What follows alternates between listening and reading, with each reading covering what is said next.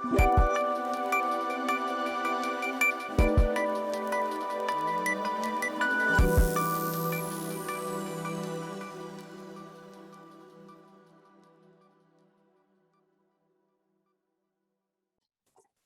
hello everybody, thank you for joining us and welcome to the final ASTRO 3D ECR Astronomers in Australia seminar series. So my name is Dr. Amelia Fraser-McKelvey.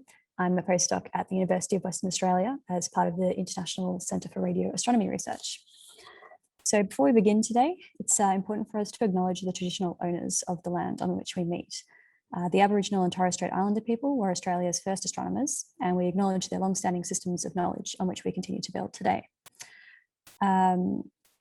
We acknowledge the traditional custodians of the unceded lands on which we are meeting today. Myself and our first speaker are speaking with you today from the land of the Whadjuk Noongar people, and our second speaker will be presenting to you from the land of the Djibouti and Djirwara people of the Toowoomba area. We pay our respects to their elders past and present and extend this respect to all First Peoples joining us here today.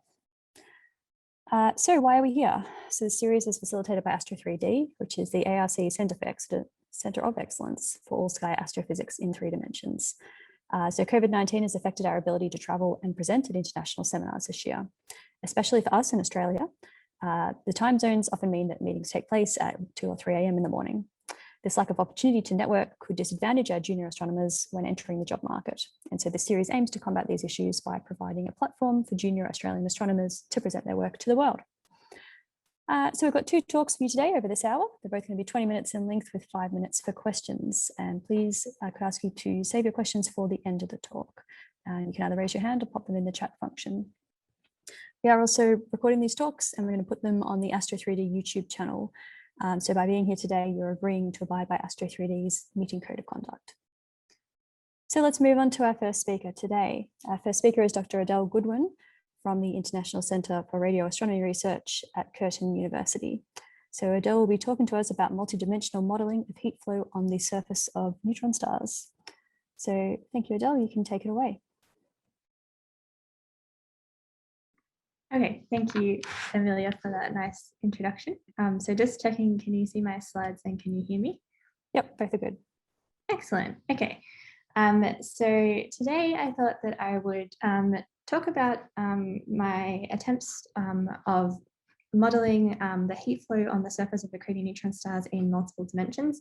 So this is actually a project that I began in the final year of my PhD, which I finished last year at Monash University in Melbourne, where I worked with Alexander Hager and Duncan Galloway on accreting neutron stars.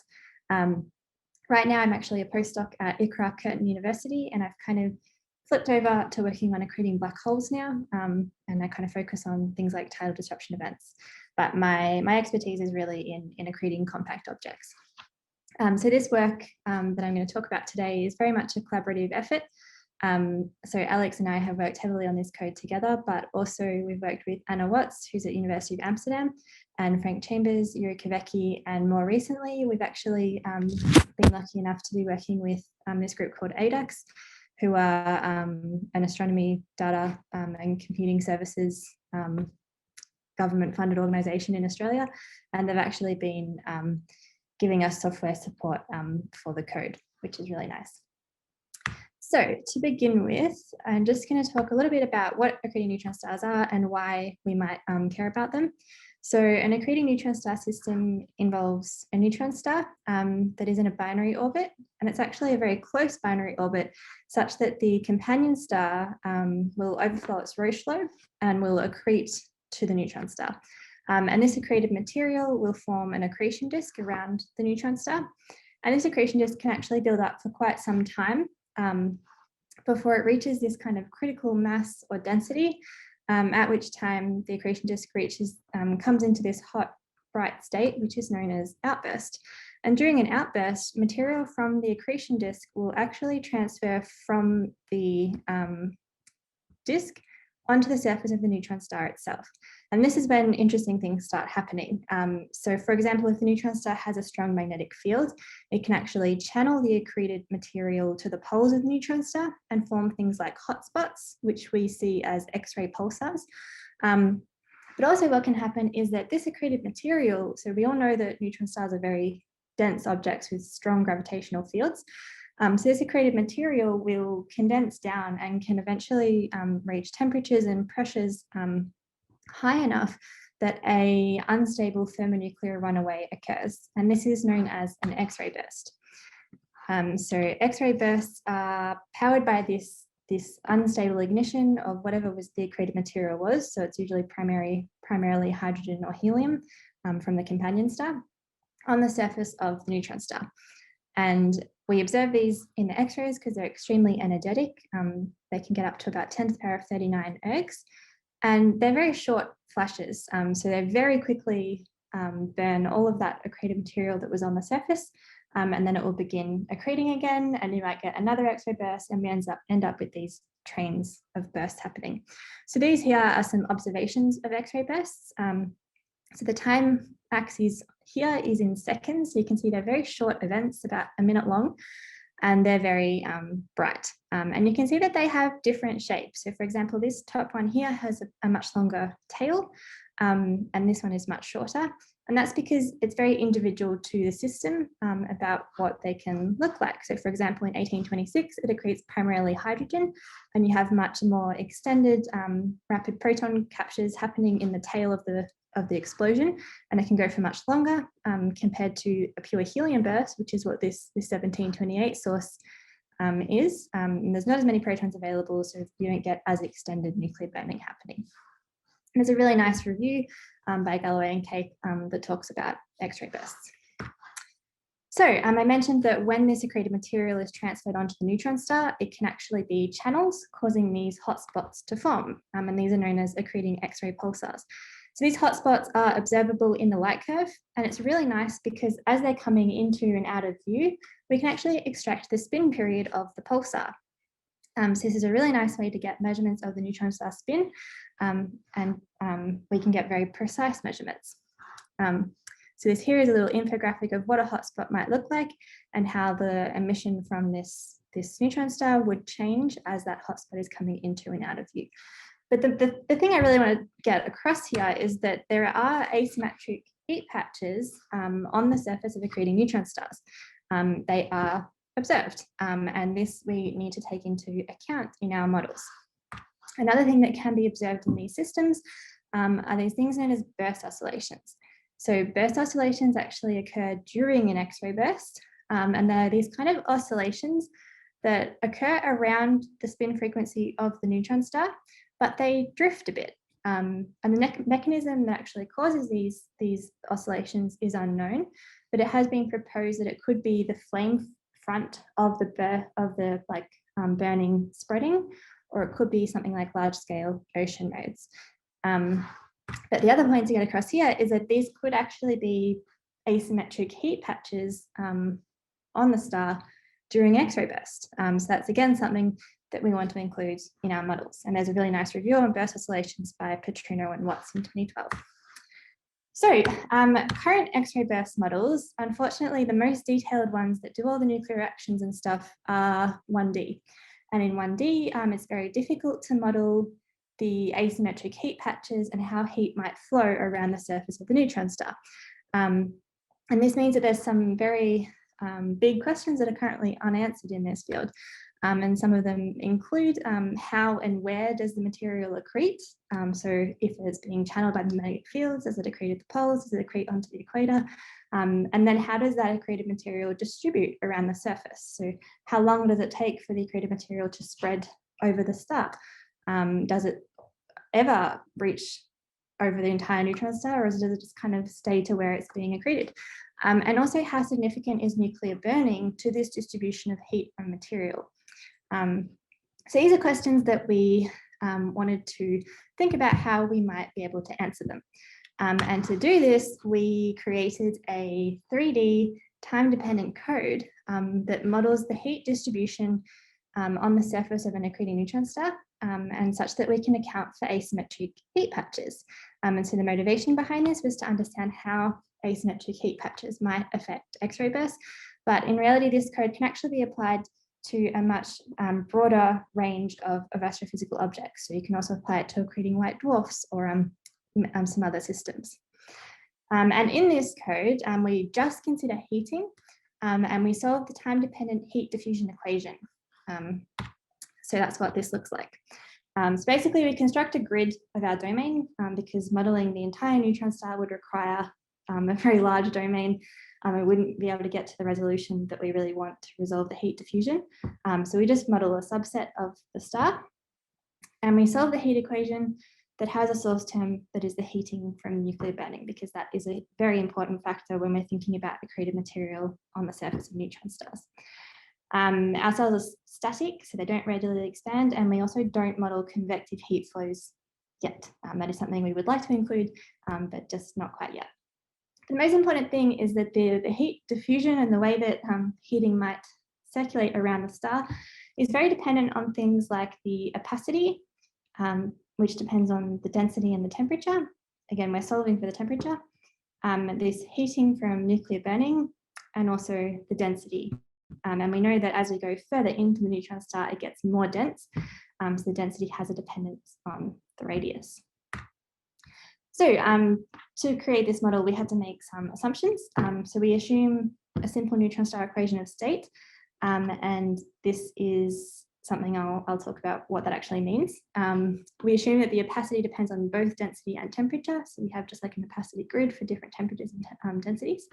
We assume conductivity from electron scattering only, and we also assume a fully ionized material, which actually isn't a bad assumption given we're operating in a very energetic environment on the surface of the neutron star. Of course, because we're not modeling the entire neutron star surface, we have boundary conditions for our domain, and these are actually quite important to consider because they can affect the results that we get. So we assume reflective boundaries on the sides. If we want to have a hot spot or a hotter area on the surface, we fix that. But otherwise, we have a black body top boundary for the surface of neutron star so that it can actually radiate some heat. And the base boundary is also very important to consider because we only model a thin accreted layer. And then underneath that, we have this like non-reactive substrate, which we put in as iron 56. Under that even further is the base of our domain, and that will have some inherent heat because the neutron star has some heat there. And so to allow temperature to diffuse up and down through that boundary, we implement a constant flux boundary instead of a constant temperature boundary. So we have some different geometries. So for example, if we're looking at equatorial accretion, we might have a heated area along the equator. If we're looking at a hotspot, it'd be something that looks like this. But basically we can implement any coordinate system. And our code is actually, originally we just did it in 2D, but we've recently upgraded it to 3D. So this is what it looks like in 3D up here. So when I mentioned the neutron star equation of state, this just means that we have some idea of how the density and the opacity and the temperature might change as we go deeper into the neutron star. So this here is the opacity, density, and temperature plotted against, it's called column depth, but it's really just a measure of how deep into neutron star we're going. So this here is the surface, and this here would be very deep into neutron star.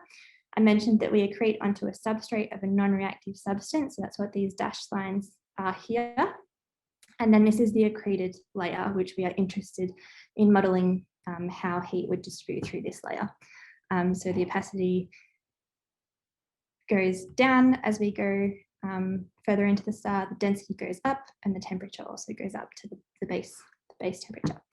The other thing that we need to take into account is that heat from nuclear burning term. So we can actually just use simple assumptions about the nuclear burning. So for example, we can just assume that it's the energy released from the triple alpha reaction based on the composition. But what we've recently been implementing, which is kind of a better approach, is to actually implement a nuclear reaction network. So right now the code works with a small nuclear reaction network, but we're aiming on parallelizing it, so making it that we can do some more nuclear reactions to really understand how much heat would be produced at different locations in our domain. So to help with the solver, we start with some initial conditions. This is an example where we had a hotspot on the surface, and it gets hotter as you go down to the base layer. And we start with this simple analytic solution, and then we let the solver find the steady state solution at each time step. So here is an example of what we can do with this code. So here is a 2D example of a hotspot. So this is the hotspot here. This is what it looks like initially, a cooler surface and the base layer. And then we just evolve this with time. So hopefully you can see what's happening. So this is actually a very hot hotspot. You would not really observe hotspots quite this hot. But just to guide your eye, because it's a bit easier to see this way, you can see how the heat has just sort of distributed, and we end up with this heated column underneath the hotspot, which is quite interesting in terms of where an X-ray burst might ignite, because it might be easier, or you might more quickly reach X-ray burst ignition conditions in this heated column than elsewhere on the star. And that's one of the main science goals that we initially had when we were creating this code. Another thing that we can do is actually trace the nuclear burning. So this is the same model, but I've plotted, so this is a zoom in of the temperature. And on this side, it shows the actual nuclear energy release from nuclear burning.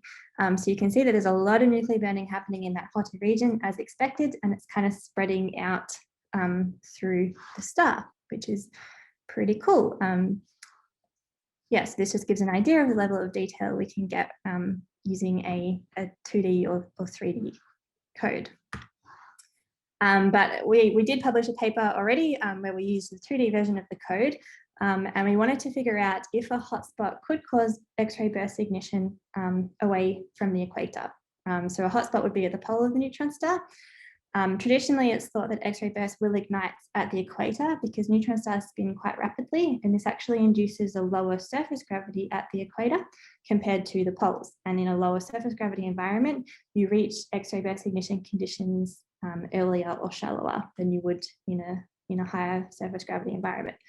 So we wanted to see what temperature hotspot you needed to induce a temperature gradient down deep enough to preferentially ignite bursts there away from the equator. And this is what this plot summarizes really nicely. So this is temperature on the y-axis, and again, column depth on the x-axis. So this would be the surface of the star. This would be going deeper into the accreted layers.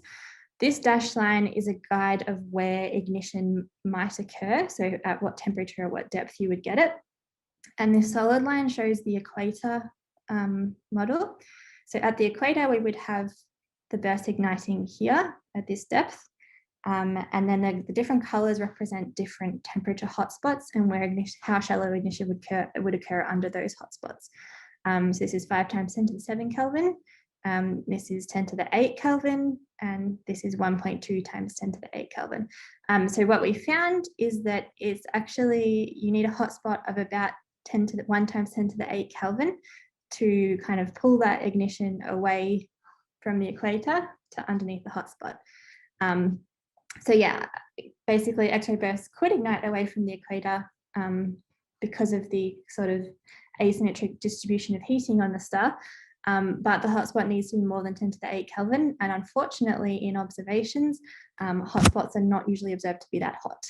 Most observations indicate that the hotspots on these X-ray pulsars are somewhere around maybe 2 to 3 times 10 to the 7 Kelvin. So it's significantly cooler, which means that X-ray bursts probably always ignite near the equator. But this would have a dependence on the spin of the neutron star, because if it's spinning faster, you'd have a bigger difference in the surface gravity as opposed to a slower spinning neutron star. So that's what we want to explore next with this code. 5 minutes left, Adele. Cool, great. So what else can we do?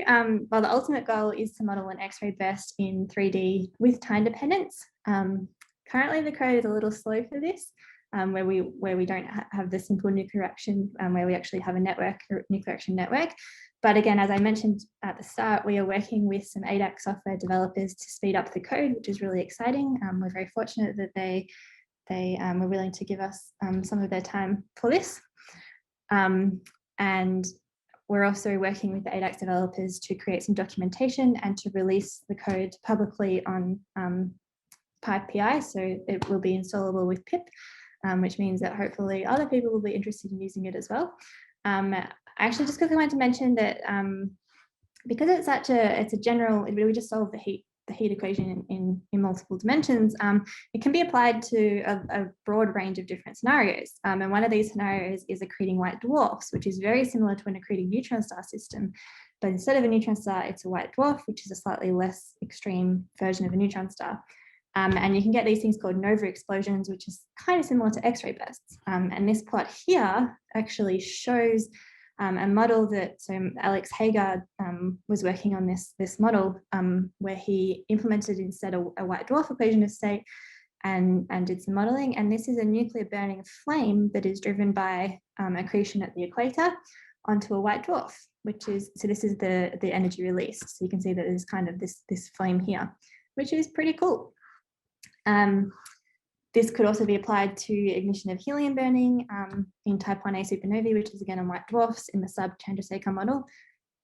But it could also be used for heat distribution calculations of a star in a binary system or of planets that are subject to irradiation or uneven heating, which is kind of something that is often relevant to astronomers.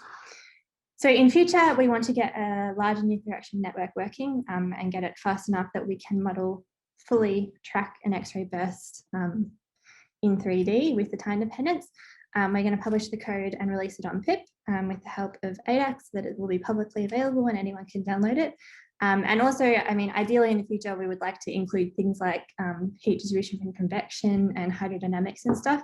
But this, at the moment, would probably slow down the code a lot to do that, but that would be ideal in the future.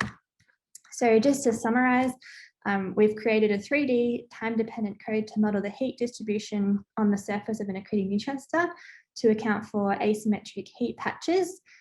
So far, we've explored the effect of a hotspot on the initial location of X-ray bursts, which was published earlier this year. But we plan to extend this study to explore the effect of rotation rate. We're also working on including a more detailed nuclear action network to model an X-ray burst in 3D, which would be very exciting. And this code is actually already publicly available, but when it's released on pip, it will be easier for the public to use. And it very generally solves the heat equation in different coordinate systems and allows for asymmetric heat patches. So this has applications from accreting white dwarfs to irradiated planets. And if you have any ideas about something we could model with this, feel free to get in touch or feel free to download the code yourself and have a little play around. Thank you. Great, thank you very much, Adelle. Great talk. Do we have questions for Adelle? You can either raise your hand or pop it in the chat and I can read it out for you. Luca, go ahead. Thanks, Adelle. That's really interesting. I might have missed it because I logged in just 2 minutes after you started. Do you also have counterparts at other wavelength for the X-ray burst? Do you also have emission at wavelength in addition to X-ray for the burst, or is the burst always only in X-ray? They release most of the energy at X-rays. I think they have been observed as high as gamma rays, but they tend to not really be much lower energy than that. So but when go ahead, sorry. I was going to say, when these systems come into outburst, we do observe optical emission from the like accretion disk, as well as infrared and stuff like that. But it's usually closer into the neutron star, and the surface itself is mostly X-rays. Yeah. So could your model be extended at least to the gamma part, or is it super complicated? No, we could definitely. I think that is entirely possible. It just is about what energy ranges you're interested in extracting. So yeah, it would definitely be possible. Yeah, thanks. Thanks, Luca. We've got a question from Simon Murphy in the chat. Simon says, is there an X-ray light curve that you've applied this to and inferred parameters of a neutron star? Yeah, that's a really good question. So that is something we would like to do in the future. So we haven't actually extracted a light curve yet from this model, but I have worked with 1D models where we have extracted light curves and compared to these to observe values. I have published a couple of papers where we have kind of matched observed X-ray burst properties with our model and then predicted parameters of the system and of the neutron star based on that matched model. So yeah, it's very possible. Hopefully in the future with this particular code, we'll be able to do that too. Great, thumbs up from Simon. Quick question from me from an observer's point of view. How common are these X-ray bursts? So how many have you observed? So there's probably in the thousands that I've observed. That many, okay. So X-ray pulsars are less common, and that's the neutron stars that have those hotspots. But X-ray bursts are pretty common. So particularly when a neutron star binary goes into outburst, we might observe a few X-ray bursts from the outburst. So you might observe like some of them have like trains of up to 10 or 15 bursts. But yeah, there's definitely many thousands, and that's because we had the Rossi X-ray Timing Explorer telescope observing these things from back in the 90s. So we have many years of observations, which is pretty handy. Great. And let's see, one final question in the chat, again from Simon. Do you think you'll be able to constrain equations of state in the future or just use them? Yeah, so this is something that we have considered with X-ray burst models. So we have done things like vary the neutron star mass and radius, which changes the surface gravity, to see how that affects the models. Unfortunately, X-ray burst models are not super sensitive to changes in mass and radius. So we can't, I'm not convinced that we will be able to get particularly constraining information out about neutron star equations of state, but there are groups that work on this, and it is definitely an active field. But yeah, it's just that the X-ray bursts themselves aren't like super sensitive to changes in the gravity, which is what the mass and radius affect. Great, thank you very much. So in the interest of time, let's end it there. So let's thank Adelle again for a really great talk. Thanks, Adelle.